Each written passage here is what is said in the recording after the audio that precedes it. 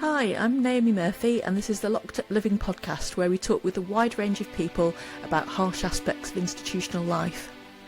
We also explore some of the ways to overcome them and to grow and develop. I'm David Jones. So join us every Wednesday morning, 6 o'clock UK time, for a fresh podcast. So today we're joined by Dr. Eileen Boris, who's a clinical and political psychologist who's pioneered the concept of political forgiveness on the individual, community and national level. She's addressed the United Nations and has worked for over 30 years to build peace in areas of conflict around the world, including Rwanda, South Africa, Liberia, Nigeria, Ethiopia and the Middle East. So interesting times for your work, Eileen. And Eileen is also the creator of Healing the Divide, a programme that trains leaders and other individuals interested in applying the principles of political forgiveness to transform their lives and create social change. I'm really glad to have you on today, Eileen. Thank you so much. Thank you for the invitation, and I look forward to our conversation together. Thank you, Eileen. That's quite some CV, isn't it? Thanks so much for coming along. So could we begin perhaps by you telling us what is political forgiveness and how did you become interested in this subject? Well, political forgiveness is basically a process that involves joining truth, forbearance, empathy, and a commitment to repair fractured relationships. And forgiveness becomes political when it gets involved with the public domain. So as we begin to think about how to heal communities, and we think about these principles, and we think about learning how to let go of the past and not excusing it, but moving forward in a way that neither ignores the past evil or excuses it, or overlooks justice or reduces justice to revenge. It begins to look at a situation with a different set of eyes, where we value a justice that restores communities instead of a justice that destroys it. So it's a really coming together with groups of people in a healing capacity, understanding that there's a process that leads up to repair, which includes things such as social justice that I mentioned. And why I became interested, or how I became interested, I think stems back to when I was a young girl, actually. I grew up in a family where my father had to leave Germany right before the Holocaust. He luckily got out in the early 30s. And so I wasn't traumatized by the Holocaust, but I had relatives who came out later who shared stories of the Holocaust. And I remember thinking, this could never happen again to anyone. Thinking about that as a young girl. Now, little did I know, years later, I would become first a counseling psychologist and then a political psychologist. But as I look back, that was a very strong motivator as to why I'm doing what I'm doing. Because to this day, I feel so strongly that genocide should not even be part of our vocabulary anymore. It should never, never exist. And so that's how I got into this. Thanks very much. That's a very powerful account of your beginning story, Eileen. It's just to help me get a grasp on things. Would the peace and reconciliation that took place in South Africa be an example of the kind of thing you're talking about? It's certainly a model. And when I think about how do we begin to develop, because I'm really trying to develop theory around political forgiveness, what does that look like? And of course, the Truth and Reconciliation Commission that people go to first is South Africa. And that's because, first of all, of how Desmond Tutu formed it and the prominence that forgiveness played. And so I began to really look at that, and I really began to study the South African Truth and Reconciliation Commission. And of course, there's so many touching stories of forgiveness that took place at the hearings during the time of the commission that were very moving and touching. And also the thinking behind the movement of restorative justice, which was the premise for their amnesty.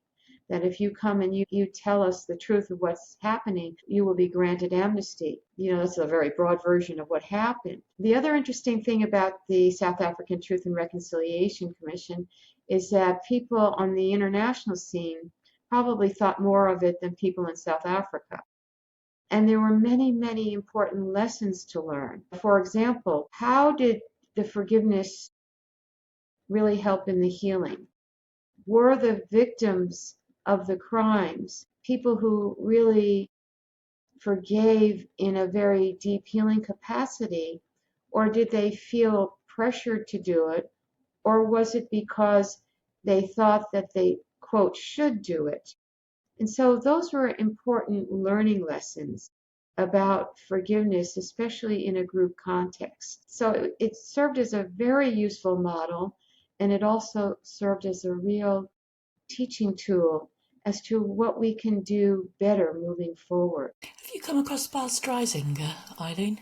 Sorry? Have you come across Bas Dreisinger?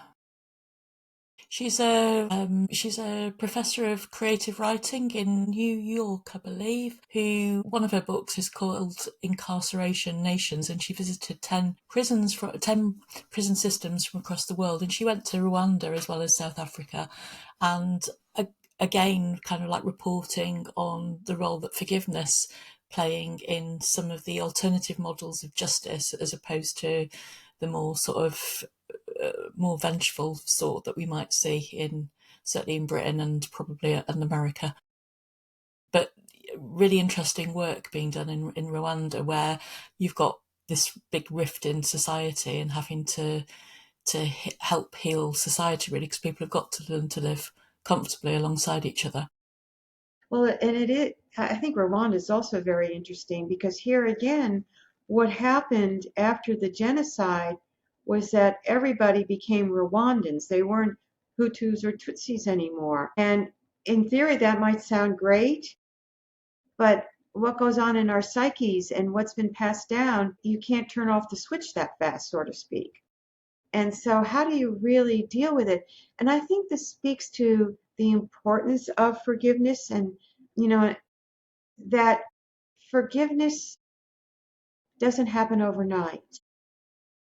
It's a long-term process. Some people may not ever get to the end of the process, but we have to give people the space to first heal their wounds. And when you think about a trajectory in terms of political forgiveness, the piece of repair is important. Things have to come before that, such as justice and social justice. And here was actually a criticism of the South African Truth and Reconciliation Commission, that what happened to justice? Individuals felt like my justice as an individual was short-tailed for the group social justice. And there's a lot to be learned there. And then, we need to be able to tell our stories. We need to be able to share our anger and our grief in a safe container.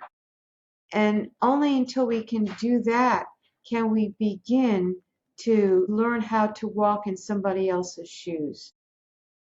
And only when we can be able to do that can we begin to understand the psychological landscape from where they came. And this is where the history of Rwanda becomes really important.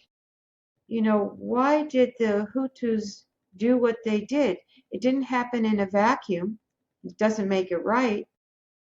But when you understand the history, you can understand how they felt that the Tutsis were so privileged and had a higher place in society, and that began to breed a lot of resentment and anger.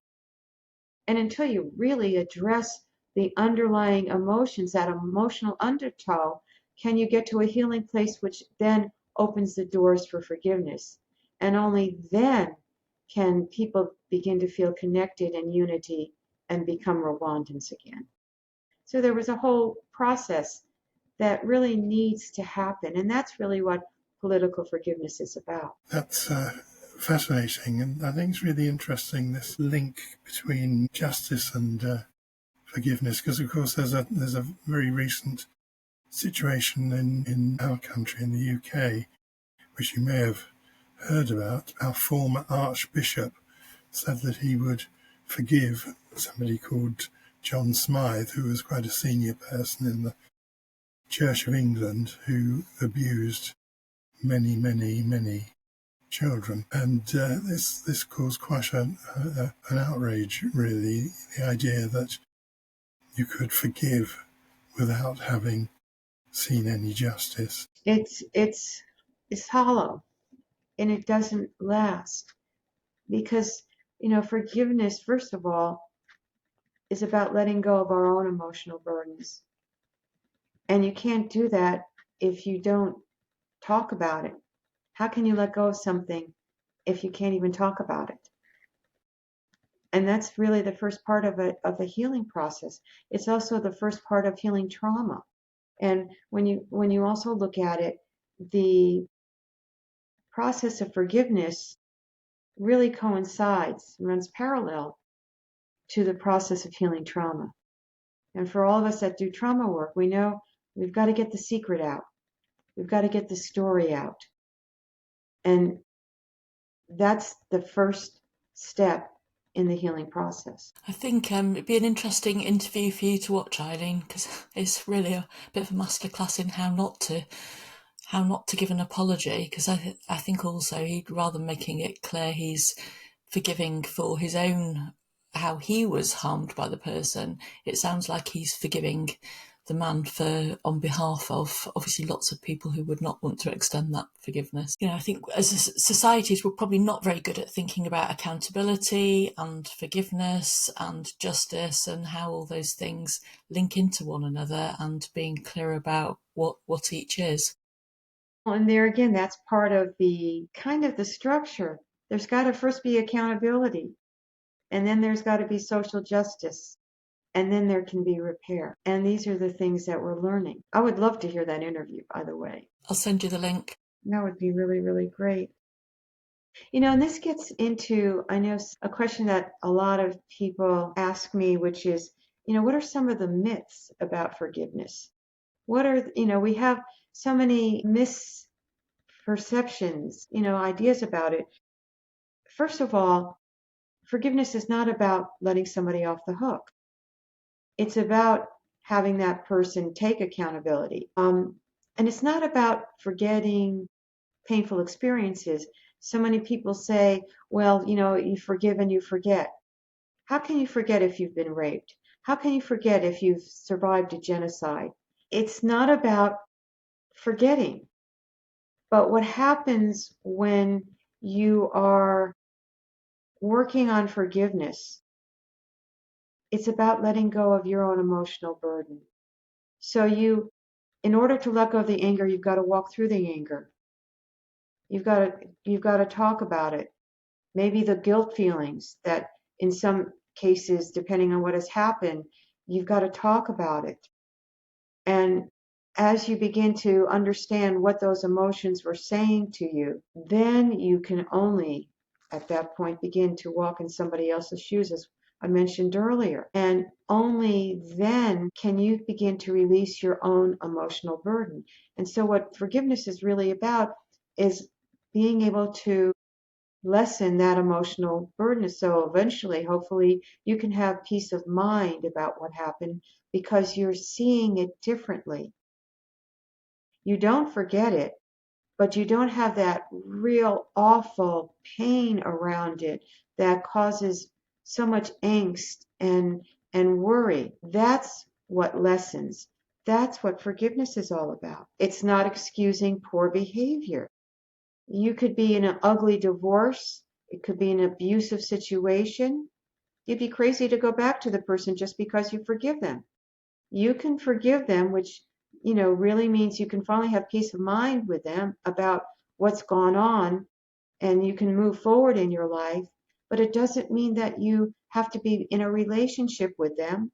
It doesn't even mean that you have to reconcile with them. It just means that you're able to recognize that the past is over and that you can move forward from it. Another thing is people think you have to be religious or have some kind of religious experience to forgive. And I think one of the main points that I really want to get across is forgiveness is a skill.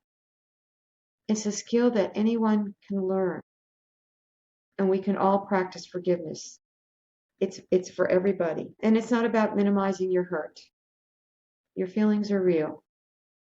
So these are just kind of the misperceptions that people carry with them. You touched on the idea of forgiveness being a skill, and I was wondering if you could say a bit more about that, because I haven't quite understood it, and I'm not sure whether what you're meaning is something we often in cognitive therapy will talk about people learning skills, but I'm wondering if you're not talking about a rather deeper kind of psychological process. You know, I think forgiveness can be a very deep psychological process, but here again, it's a continuum. So when I'm working with people, I start off in a very pragmatic way.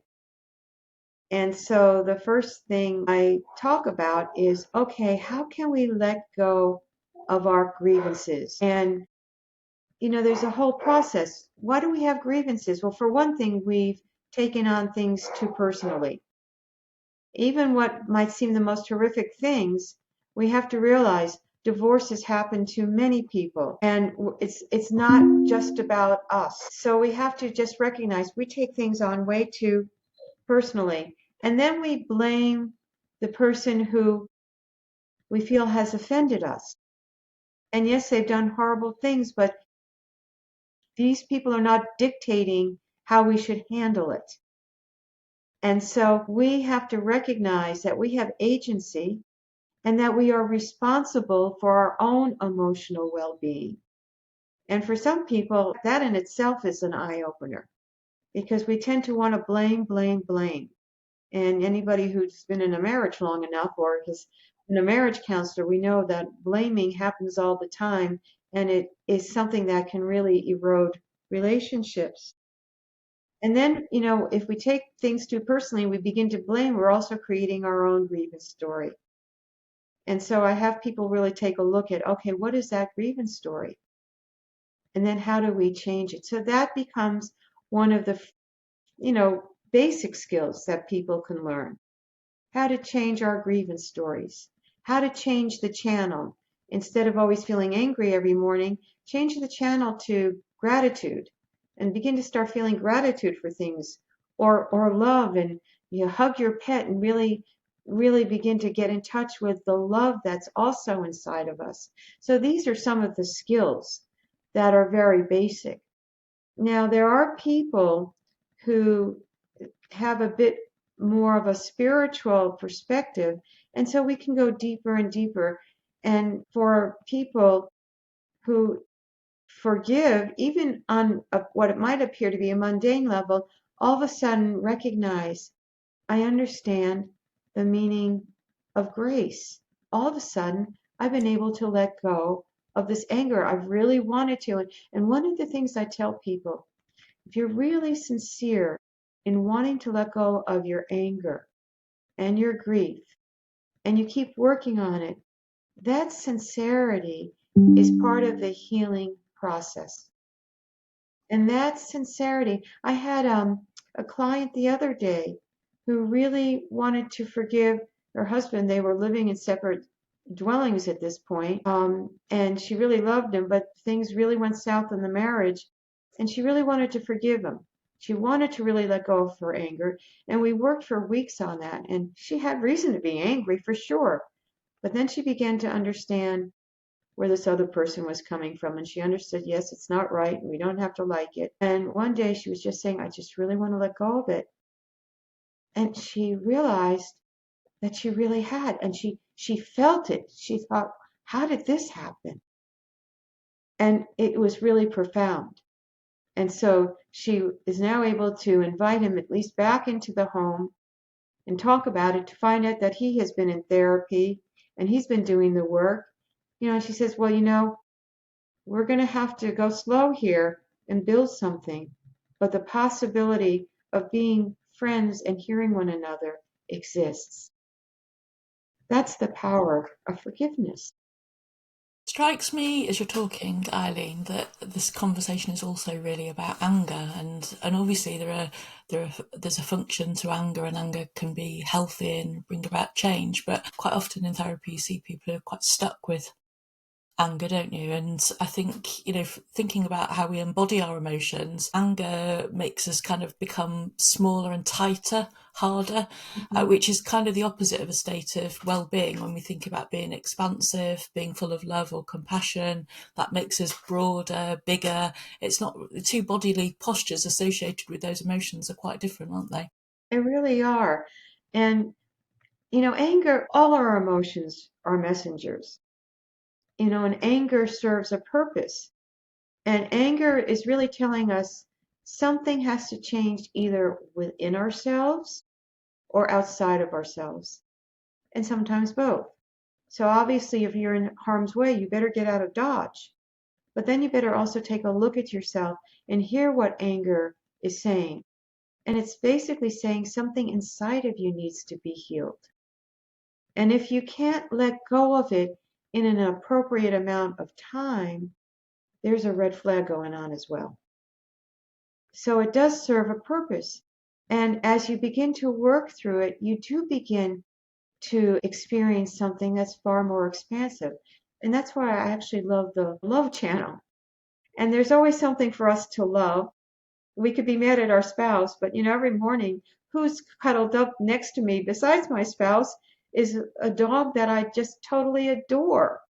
And, I'm so happy to have the dog around that at the end of the day, I'm hugging the dog and talk about stress relief. And, there are times when you want to kill them, like the barking that you might be hearing right now. But, it gets you in touch with those feelings of love. And, we've heard it over and over again, the importance of love. And as a matter of fact, as you know, I'm doing a podcast, and my second series is on forgiveness as the highest form of love. Because when you think about it, you recognize that when you're able to forgive unconditionally, which takes work, what is the greatest gift you can give to someone? Is that unconditional acceptance, not expecting anything back or knowing you're not going to get anything back, but recognizing the humanness in that human being. And that part of that person is very worthy of your love. And that becomes powerful. And if we can give that in our own individual lives and in our communities, this world right there would be a better place. Yeah, I think you're right, Eileen. I'm sort of struck as you're talking, really, about both myself and David have spent a long time working in the criminal justice system with people who've obviously committed really serious offences, the most serious that you can imagine. And I, just wonder about what are the implications of our knowledge and experience of forgiveness for our justice systems. Is it compatible with the needs of victims who've been seriously harmed? When you were talking, I was actually, and I don't know if this answers your question, I was working with an organization called Fresh Start. And what that was about was working with women who were just released from prison. And I just loved those women because, as you know, the stories of what may have gotten them in prison are heartbreaking. And for many, it's about learning how to forgive themselves. And so this work becomes really powerful. And just to be in a group workshop and say to the women there, it's okay to forgive yourselves. Look at what you endured. Look at the psychological landscape from where you came from that got you into the situation that got you to where you ended up. That's a heartbreak. And so when people begin to understand that and begin to learn how to grow in empathy for themselves and compassion, that becomes really, really powerful. And so this is one of the things that I was teaching. And it's true for those that have to serve time. That I know people doing work in situations like that teach forgiveness, because everyone is worthy of being loved and everyone is worthy and deserving of being healed. So I don't know if that answered your question, but it triggered that in me to say. Yeah, well, as you were talking, I'm reminded of, the Compassion Project run by, is it Fritzi Holzfeld?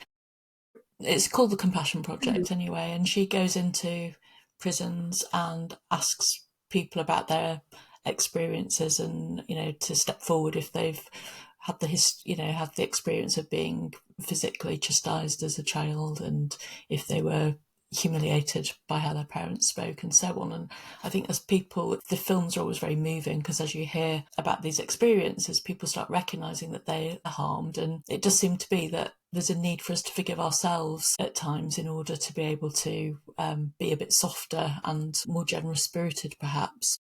One of the hardest things for all of us to learn is self-forgiveness. It's actually easier to forgive others than to forgive ourselves. And, I really talk about that because we also hold so much guilt about what we've done. And I give people the space to talk about that. And then I also say to them, holding on to guilt is a choice too. I think one of the things that would surprise people of the work that David and I have done, I think people would be surprised to know how much, self-hatred and that sense of guilt for the offences they've committed, how much of a striking feature that can be for people, where the self-hatred almost keeps them in a state of anger and rage, which doesn't reduce their risk. They need to be able to forgive themselves in order to be in a calmer place and be able to be less angry and less full of hate, really. Well, and when you think about it, and this is actually reminding me of a story that I can share, but when you think about it, if you're filled with anger and hatred about yourself, sometimes that's too hard to even look at. And so all you do is see hatred for others. And that's where the need for revenge comes in, and on and on. It reminds me about a story that I wrote about. It took place in Lawrence, South Carolina, actually. And it was an unlikely friendship that developed between a black pastor, Reverend David Kennedy, and the Grand Wizard of the Ku Klux Klan, Michael Burden, which I find an interesting name. And what happened was that there was something called the Echo Theater, which turned into, it was a segregated theater during Jim Crow. And then Michael Burden, who owned it with another person named John Howard, turned it into what they were so proud to call the only museum for Nazis and white supremacists. I don't remember the exact name, but the whole idea was they were so proud of it. And here they were selling Nazi paraphernalia, and they were having these underground neo-Nazi meetings there at this theater. And Reverend Kennedy demonstrated against it, tried to get it closed for many, many years. His life was threatened by the Ku Klux Klan, but he kept the fight. He kept the fight. And then Michael Burden, he met his wife, and he began to question why he was in the Ku Klux Klan. He joined because he needed a home, and he needed a home and had all this hate, and he joined it because he felt that. He felt, this is my community, this is my group. But now that he was married and with a child, he began to question it. And then John Howard had a falling out, and Michael Burden lived in the basement of the shop, and he had to leave, and he had nowhere to go. And so he turned to Reverend Kennedy. And Reverend Kennedy was so touched by the fact that Burden cared enough about his family to reach out to him, that he gave him a helping hand and fed him and found a place for him to live. And they ultimately developed a relationship, and Michael Burden then sold his part of the shop, it was called the Redneck Shop, to Kennedy. And then Kennedy fought in court to get the deed of the theater, and eventually he got that, but there was a stipulation that he had to let John Howard, do whatever he wanted to do until he died, and he fought that too, and he ultimately won. And what happened was that Michael Burden really learned what forgiveness was all about. And they became very good friends, and they worked together for many, many years because of the forgiveness that Reverend Kennedy could extend to Michael Burden. And he learned a whole new way of living. And this is just one example of the power of forgiveness, and two very unlikely people coming together to work towards something. And eventually there was another man that got involved who was a historian for the theater, and he began to discover Hitler posters and business cards that the Ku Klux Klan would leave behind saying, if there's a next time, this will be a business meeting to scare black families. And so now that redneck shop has become a museum of sorts where people come together for reconciliation and to talk about racial justice. And so that's what's happened to the redneck shop, which started out because someone was able to forgive someone else, and there was a profound healing. Amazing story. I love those kind of examples of, really extreme individuals that you can't, it's really hard to imagine. Yeah. Of finding a way forward from that kind of position. So really lovely, beautiful story. Yeah, I mean, we've heard a bit about your kind of like dealings with other countries and what you learned there, but it does seem as though, some of the most progressive interventions in a more national way seem to happen in countries that would be looked down on a little, or seen as being not as progressive as some of the Western countries. Why? And yet, there's something much more progressive, radically so, in some of these other countries. There's a project, Aboriginal project, where perpetrators of domestic violence are integrated back into their local community. Some of these experiences in, Liberia, Rwanda, those kind of countries. What conditions enable some of these countries to do something that seems so hard for us to do? I think it's, first of all, that in some of these cultures, it's certainly true in Rwanda, it's certainly true in South Africa, and another country where I know it's true is Sierra Leone, where forgiveness is already built into the culture. So I think that's one point. And the other point is that the US, we're such an individualistic society, where these other countries are much more communal, and they understand the importance of communities. It reminds me of another story, and this was like in Sierra Leone.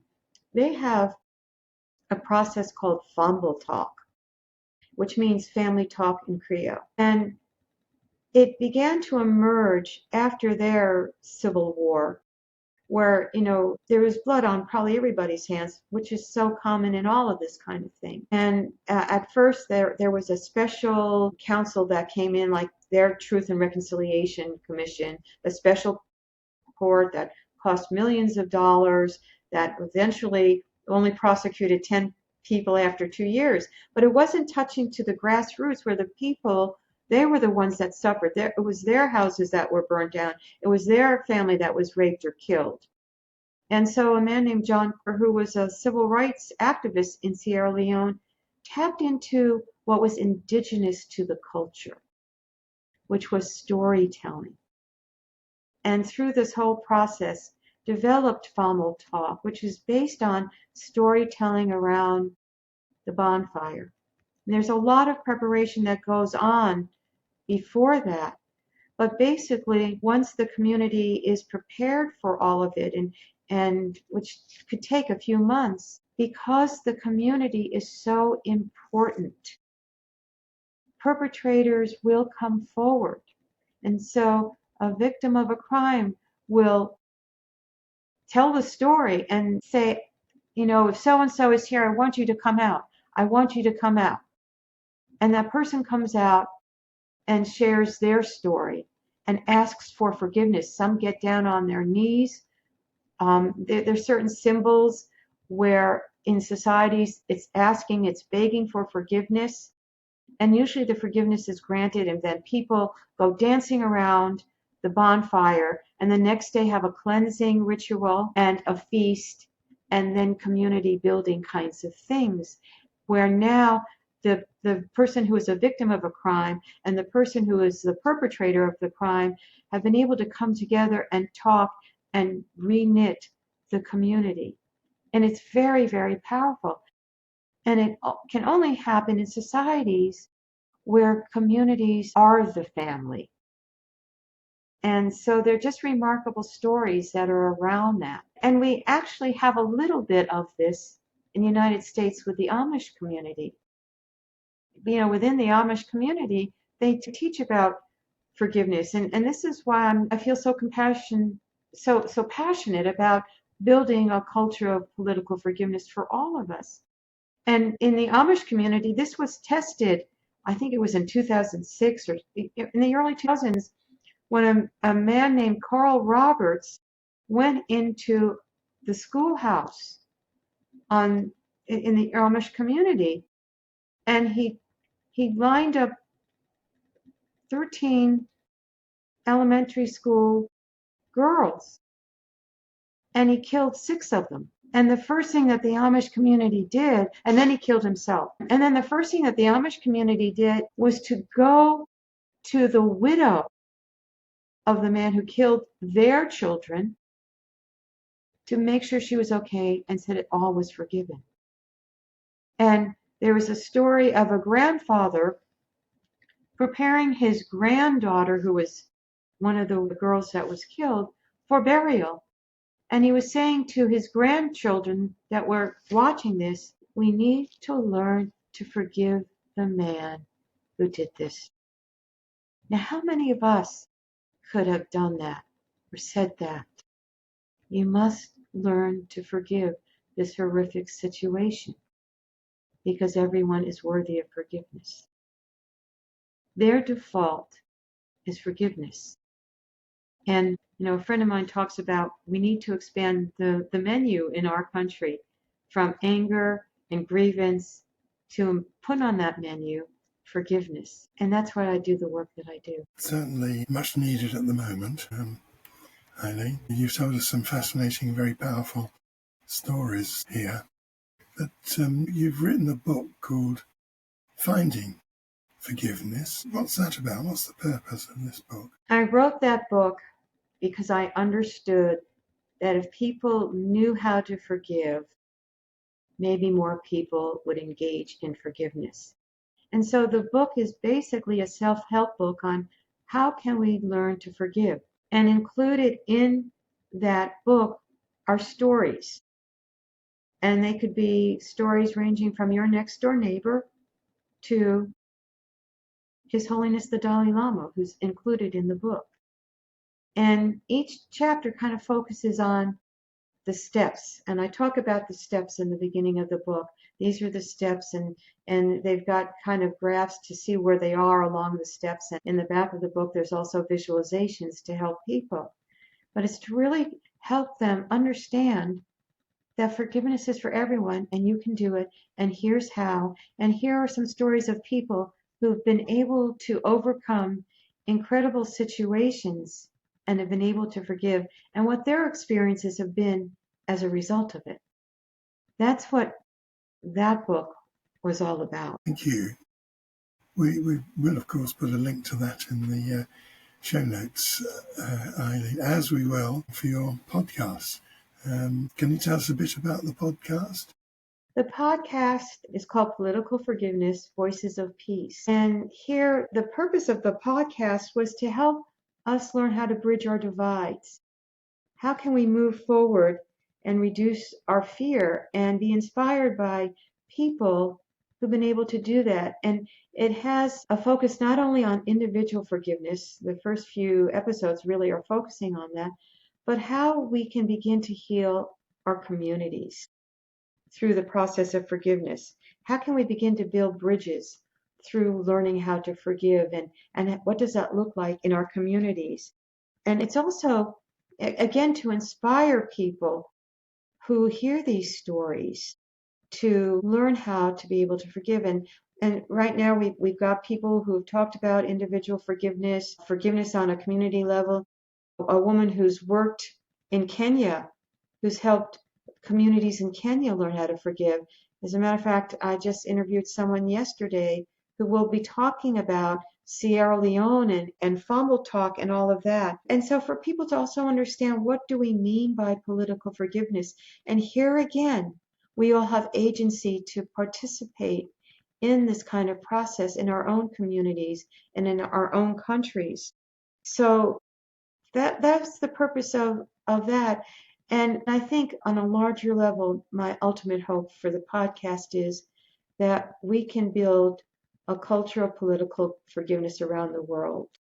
And so I'm hoping people from all four corners of the globe to listen to this and recognize we can all do this. This is really to empower people to understand what this process looks like, that we can all engage in it, and that if we do, we're building better societies and better nations.